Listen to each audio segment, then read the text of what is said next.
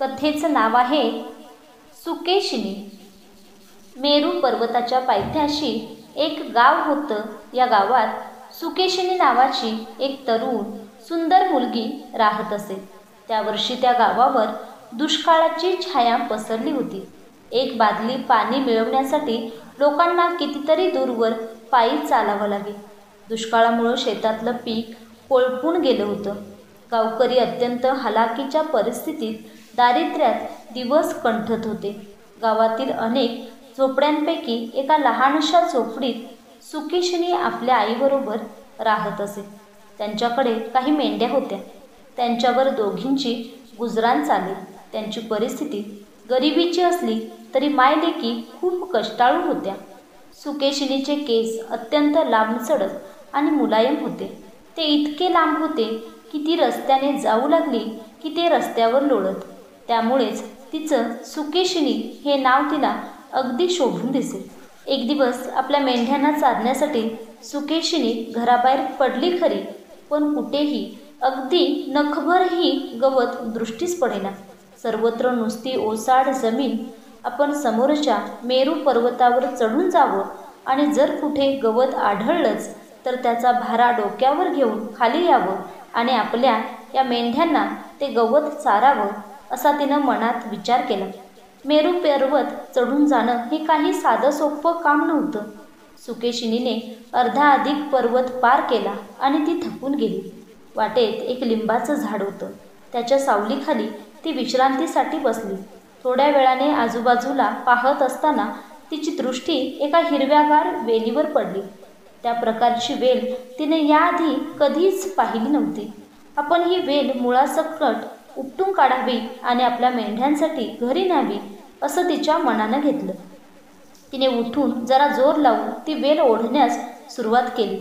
आश्चर्य असं की वेल तर मुळापासून हातात आलीच, पण त्याचबरोबर जमिनीतून एक भोपळाही त्यासोबत आला. भोपळ्याच्या पाठोपाठ कारंजासारखी उसळी मारून जमिनीच्या पोटातून पाणी बाहेर आलं. सुकेशिनीचा चेहरा त्या पाण्याच्या फवाऱ्याने चिंब भिजून गेला. तहानलेल्या सुकेशिनीने अधाशासारखे उंजळीने ते पाणी प्यायला सुरुवात केली. ते स्वच्छ, ताजं आणि अमृतासारखं मधुर होतं. मग त्या वाहत्या पाण्यात तिनं स्नान केलं. तिला तर हर्षभरानं नाचावं, गावं असंच वाटत होतं. अखेर तिला पाण्याचा स्रोत सापडला होता. तिच्या मनात लगेच आपल्या गावच्या लोकांचा विचार आला. आता हे पाणी जर आपल्या गावकऱ्यांना उपलब्ध झालं तर आपल्या गावाची पाण्याची समस्या कायमची सुटेल असा विचार तिने केला. एवढ्यात एकदम सोसाट्याचं वादळी वारं वाहू लागलं. सुकेशिनीला काही कळायच्या आतच तो मोठा भोपळा जमिनीतून वाहणाऱ्या पाण्याच्या मुखाशी जाऊन बसला आणि त्याने पाण्याचा प्रवाहच थांबला. दुसऱ्याच क्षणी त्या सोसाट्याच्या वावटळीनं सुकेशिनीला घेरलं आणि ती त्यात ओढली गेली व डोंगरमाथ्याच्या दिशेनं वर जाऊ लागली. सुकेशिनी मनातून घाबरून गेली, पण माथ्यावर पोहोचल्यावर तिला एक निळशार सुंदर तळं दिसलं. त्या तळ्याच्या काठी एक राक्षस बसला होता. तो दुष्ट नजरेनं तिच्याकडे पाहत होता.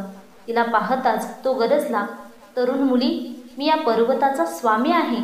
माझ्याकडे पाण्याचे 2 स्रोत आहेत. त्यातला एक म्हणजे हे तळं आणि दुसरा स्रोत म्हणजे ते कारंजं. माझं हे गुपित आता तुला कळून चुकलंय, पण खबरदार, तुझ्या गावातील कोणापुढे याची वाच्यता करशील तर. जर तू तसं केलंस तर मात्र मी तुला या तळ्यातच बुडवीन आणि तुझ्या या सुंदर केसांवरून तळ्याचं पाणी वाहू लागेल. तुला मी आत्ताच हा सावधगिरीचा इशारा देत आहे. आता तू आपल्या गावात परत जा. हे सगळं अगदी क्षणार्धात घडलं. जणू काही आपण हे सारं एका स्वप्नातच पाहिलं असावं असं सुकेशिनीला वाटलं. पण ते स्वप्न नव्हतं, कारण तिच्या हातात एक छोटंसं पान राहून गेलं होतं. ती गावात परतली. त्यानंतरचे कित्येक दिवस ती या घडलेल्या घटनेवर विचार करत होती. गावातली पाण्याची समस्या आपण सोडवली पाहिजे असं तिचं एक मन तिला सांगे.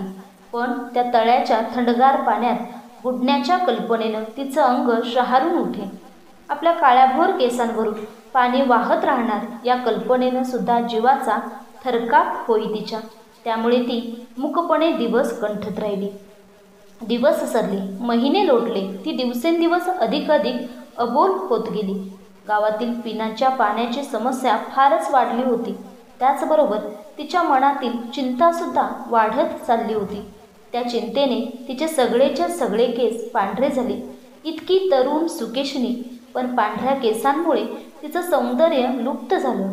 एका रात्री तिची आई आजारी पडली होती. तिच्या मेंढ्या तहानेनं व्याकुळ होऊन तडफडत होत्या, पण त्यांच्यासाठी तिला बादलीभर पाणीसुद्धा मिळालं नाही. उन्हाळ्याचा ताप अगदी असह्य झाला होता. सुकेशिनीनं मनात खूप विचार केला आणि मनाशी एक निर्धार केला. संपूर्ण गावाच्या कल्याणापुढं आपल्या एका आयुष्याचं मोल ते काय, असं तिच्या मनात आलं. दुसऱ्या दिवशी सकाळी तिने गावातील सर्व लोकांची सभा बोलावली आणि त्यांना तिने काही दिवसांपूर्वी घडलेली सगळी हकीकत सांगितली. त्यानंतर ती म्हणाली, मी तुम्हाला त्या पाण्याच्या जागी घेऊन जाते.